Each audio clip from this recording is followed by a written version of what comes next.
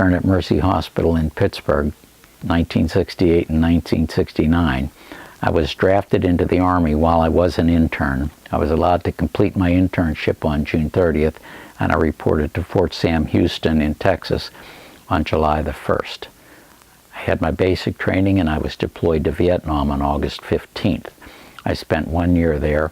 I was 9 months at the artillery headquarters and 3 months at the division headquarters. I was stationed in Chu Lai with the Americal Division that was called Northern I Corps.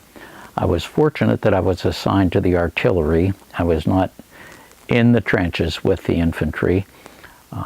I spent 9 months at the artillery headquarters. We had 3 fire bases out in the bush, and I would fly out to them either on a helicopter or a small airplane, depending on what kind of aircraft was available. When I was there, my job was to inspect the facilities, which is mostly the food and kitchen facilities, their storage, disposal, and the latrine facilities, and also to take call, sick call.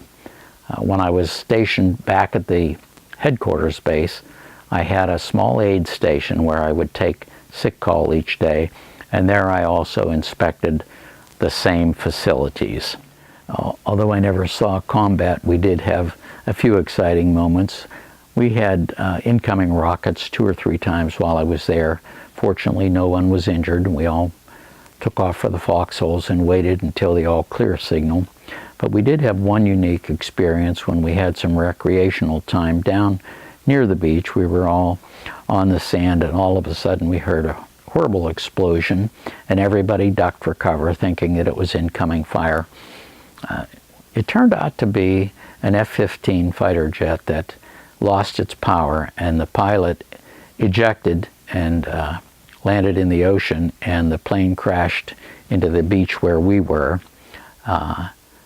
and no one was hurt, although we did walk around and look at the damage, and one of the engines had come through the roof of one of the living quarters, through the bunk of one of the soldiers that I was with, and right into the ground. And had he been there 5 minutes earlier in his bed, he would have been killed. As it turned out, nobody was injured, and the pilot was back in another plane the following day. When we did have some free time, we would go down into the 2 local villages. They were called Long Phu 1 and Long Phu 2, and we would take sick call among the villagers.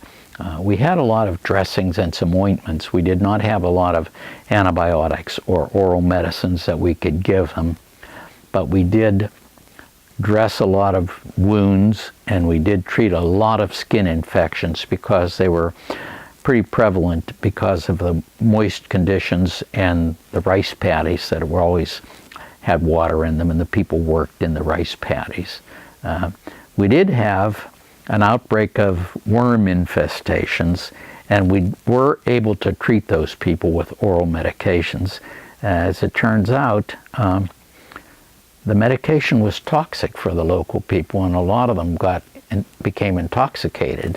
So we ended up with a handful of sort of kind of drunk villagers that were in a good mood, but it was an unexpected consequence of our good intentions.